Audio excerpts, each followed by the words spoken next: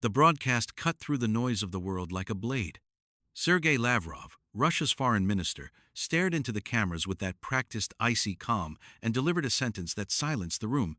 No NATO, no nukes, or no future. The words were simple, but the weight behind them was devastating. Anchors froze mid-sentence. Producers whispered frantically into earpieces. For a moment, even the relentless hum of 24-hour news fell into an uneasy quiet.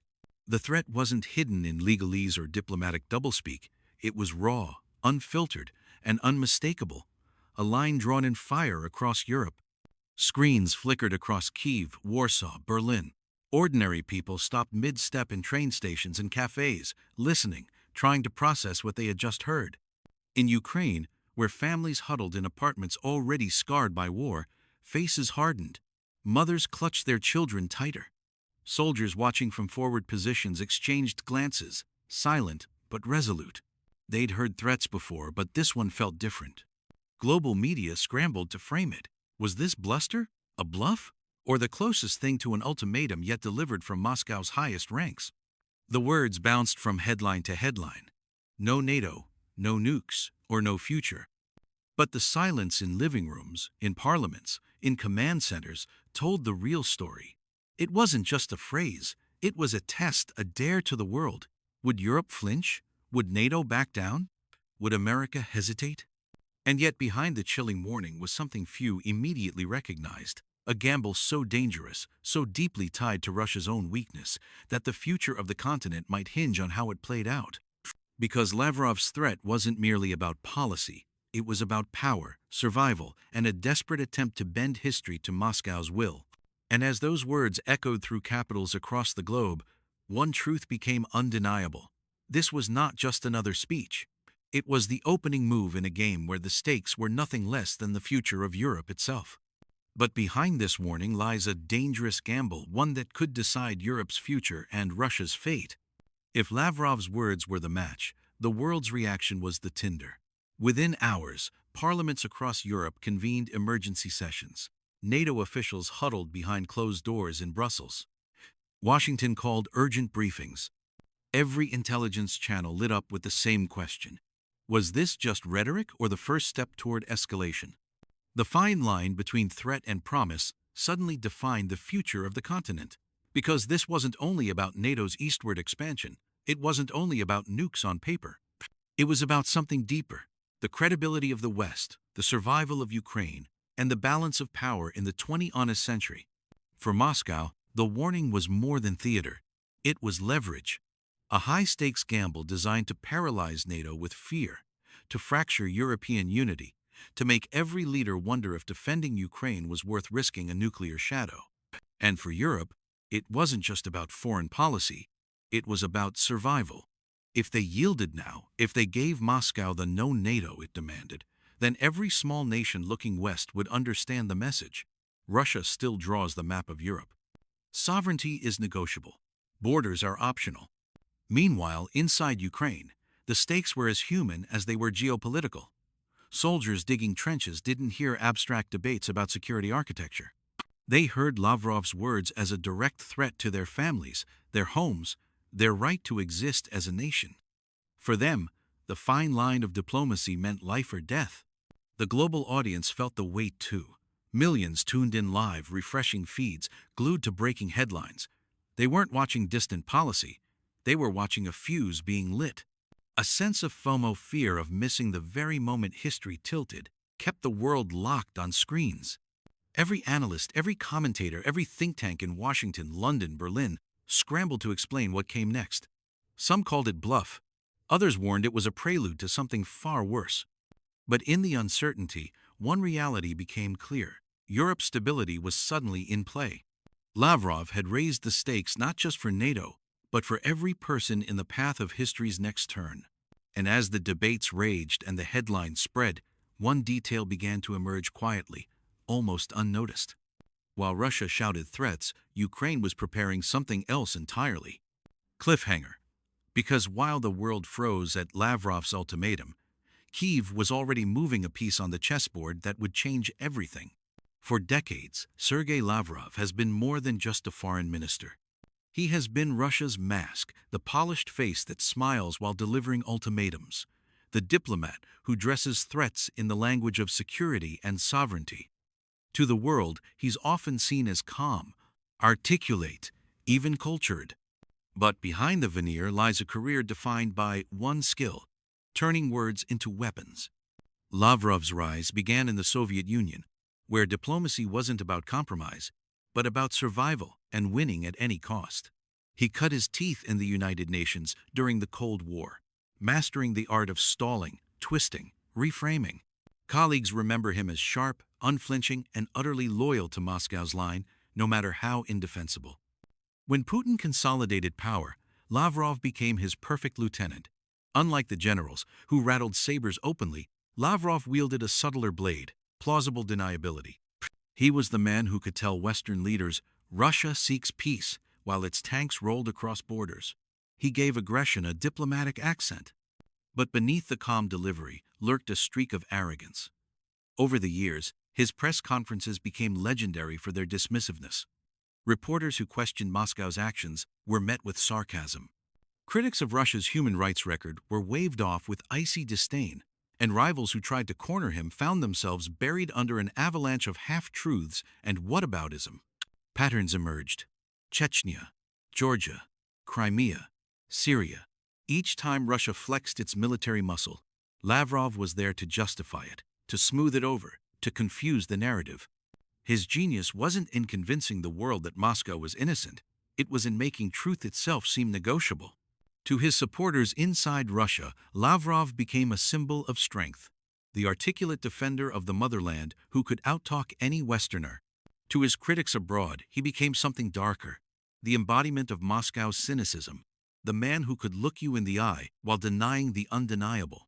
And that cynicism carried weight. When Lavrov spoke, markets trembled. When he hinted at escalation, leaders hesitated. His words had the power to freeze action, to make democracies doubt themselves. That was his weapon, and he wielded it ruthlessly. Yet behind the gravitas, contradictions piled up. This man who preached security backed interventions that destabilized entire regions. The minister who insisted on respecting sovereignty was the same one who rationalized the annexation of Crimea. His claim to defend peace was always shadowed by the roar of Russian artillery. Audiences began to notice.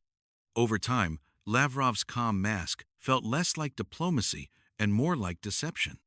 His arrogance, once mistaken for confidence, came across as contempt for international norms, even for truth itself. By the time he delivered his chilling ultimatum, no NATO, no nukes, or no future, Lavrov wasn't just a seasoned diplomat. He was the villain of the story, a man who had built a career on exploiting fear, on bending rules, on weaponizing diplomacy to shield raw aggression. The global audience watching him now wasn't seeing a statesman. They were seeing a tactician who had played this game too many times, a man who had mistaken cynicism for strength. And with every new threat, resentment grew. Because beneath the rhetoric, people could sense something else: desperation. Russia's mask was slipping.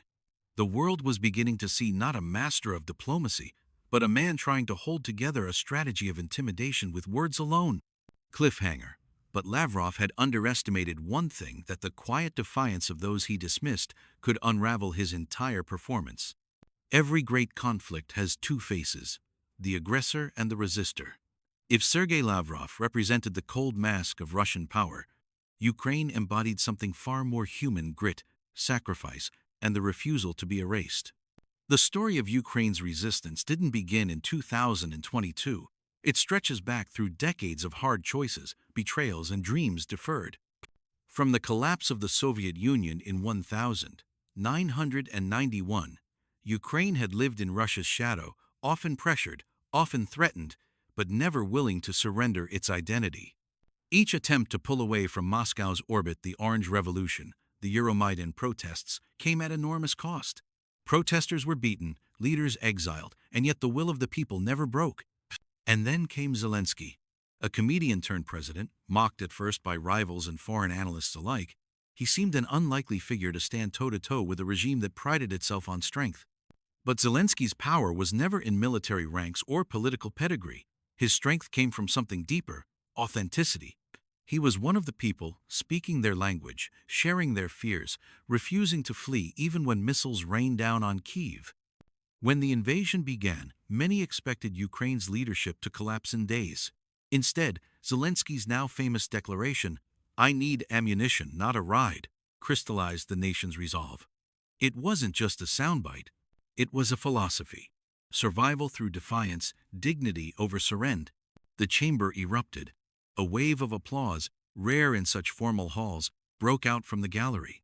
Even some diplomats who had remained stone-faced now joined in, their clapping echoing through the marble. The reaction. On social media, clips spread like wildfire. Twitter feeds exploded with hashtags. Truth5's threats. Ponto Queen. Ukraine mic drop. Memes paired Lavrov's scowl with Ukraine's calm smile. TikTok loops cut the silence before the reveal into millions of miniature dramas. Legal scholars appeared on live broadcasts, pointing out how the envoy had outmaneuvered Lavrov not with anger, but with precision. "This is classic courtroom strategy," one said. "Patience, evidence, exposure, and then the strike." He let Lavrov overextend, and then dismantled him point by point. Even commentators who usually hedged their words admitted the obvious. The Russian foreign minister had been cornered. And in Moscow, the reaction was telling. State media struggled to spin the exchange. Some broadcasts cut away early. Others replayed Lavrov's initial threats but conspicuously omitted the Ukrainian rebuttal. But online, uncensored clips still circulated Russians themselves, watching their envoy falter under the weight of his own contradictions. Meanwhile, in Ukraine, people gathered in cafes and basements lit by generators, watching the clips with tears and laughter. "He said what we all wanted to scream," one woman told a reporter. "He stood there, calm, and reminded the world that truth is stronger than fear." Back in the chamber, Lavrov tried to respond. He shuffled his papers, leaned into the microphone, and began with a familiar line. "With all due respect," but the moment was gone. His words sounded defensive, brittle, rehearsed. Every sentence felt smaller after the avalanche of evidence laid against him. The more he tried to reassert authority, the more obvious it became that authority had slipped away. The cinematic beat. Anchors shook their heads. Commentators tweeted, "You can hear the crack in his voice. He knows he lost the room." Ukraine's envoy sat back, hands folded, not needing to add another word. The point had been made. The silence now belonged to him. And the audience in the chamber, online, around the world, knew they had just witnessed something historic. A master of intimidation had been undone not by louder threats, but by quieter truth. Cliffhanger. Even the legal experts and diplomats brought in to support Lavrov sat stunned into silence, and in that silence, the balance of the debate shifted forever. The chamber's applause had barely faded when the first clips hit the internet. Within minutes, hashtags blazed across timelines. Truth5's threats. Ponto Queen. Ukraine mic drop. What began as a diplomatic exchange inside four walls was now a worldwide spectacle. On Twitter, the video gained millions of views in its first hour. The precise moment the Ukrainian envoy said, "Law is not about how loudly you threaten, it is about how faithfully you keep your word," was clipped, subtitled, slowed down, and remixed with music. TikTok creators turned it into cinematic montages. Memes flooded Reddit, pairing Lavrov's scowl with captions like, "When you realize the pawn just flipped the board." Mainstream media scrambled. CNN ran the headline, "Ukraine envoy dismantles Lavrov with calm precision."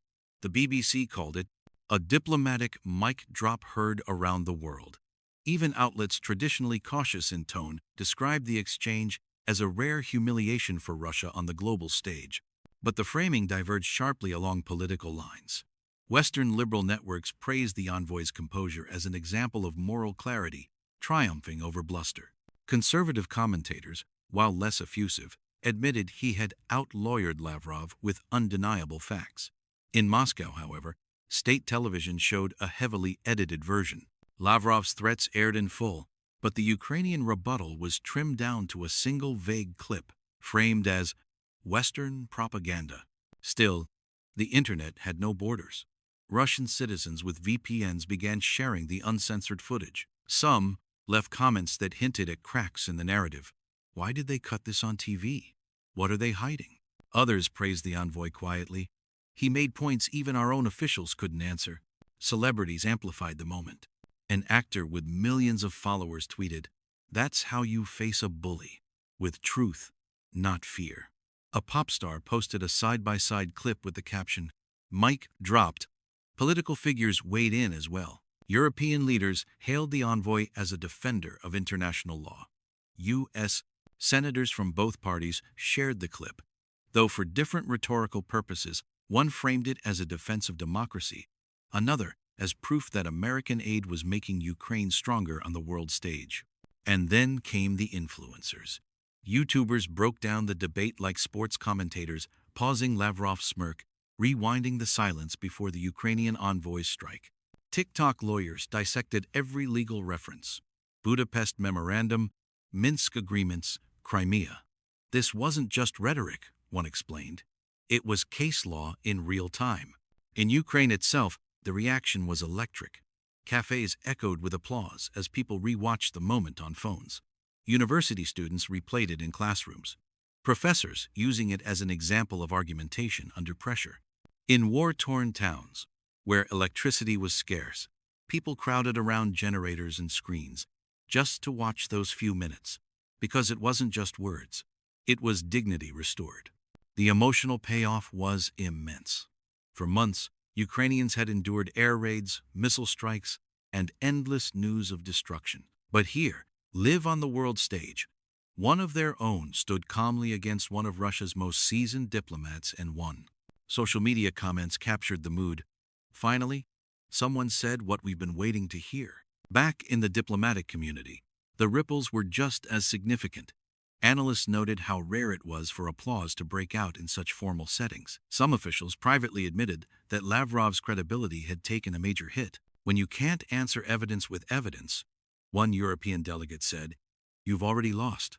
The shockwaves reached think tanks and op-eds within hours. Articles declared the moment a turning point in narrative warfare.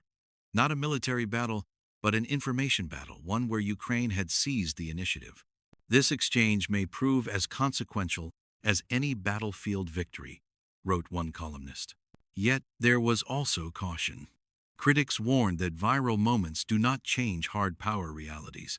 Russia still had missiles, still had troops, still had veto power on the UN Security Council. Words don't stop tanks, one analyst said, but even they admitted. Words could inspire, resolve, unify allies, and weaken the legitimacy of an aggressor. And that was the real victory. The silence after Lavrov's bluster, the applause after Ukraine's calm rebuttal, it resonated beyond politics. It resonated with ordinary people watching from couches, cafes, and shelters. It reframed the conflict not as a hopeless imbalance, but as a moral contest where truth still carried weight. Cliffhanger. But Ukraine's envoy wasn't done. As the applause died down, he leaned into the microphone one last time and reframed the entire debate, not just for that chamber, but for the world watching beyond it.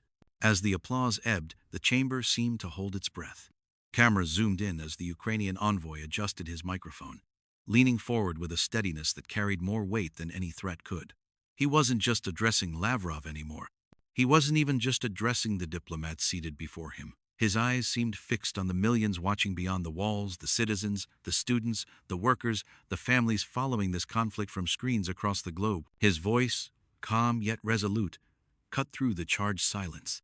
This was never about weapons. This was never about alliances. And it was never about lines drawn on maps. This is about something far more dangerous than missiles. The attempt to silence voices, to erase truths, to make the world believe that intimidation is stronger than justice. He paused, letting the words sink in. Delegates scribbled notes, translators leaned in closer. This wasn't just rhetoric, it was testimony, a distillation of Ukraine's lived struggle. Our people do not resist because we love war. We resist because dignity is not negotiable. We do not stand because we are the strongest. We stand because even when you strip away power, wealth, and privilege, the voice of truth remains. And that is what Russia fears most. The chamber stirred. Even officials who had sat silent through the exchange found themselves nodding. The envoy wasn't only countering Lavrov, He was reframing the conflict into a universal moral lesson. He continued, "Some argue that prestige, institutions, or military might give legitimacy. But true credibility is not measured by how close you sat to power. It is measured by how faithfully you served people who had none. That is the difference between empire and democracy, between arrogance and dignity." In that moment, it became clear. This wasn't simply about Ukraine versus Russia. It was about principle versus prestige, about whether the world would define credibility through intimidation or through service. The envoy's words resonated far beyond diplomacy. Viewers at home weren't hearing a politician. They were hearing a universal truth that could be applied to their own lives: to stand up against bullying in schools, to resist silencing in workplaces, to speak when told to stay quiet. The emotional crescendo built. For decades, nations like mine, we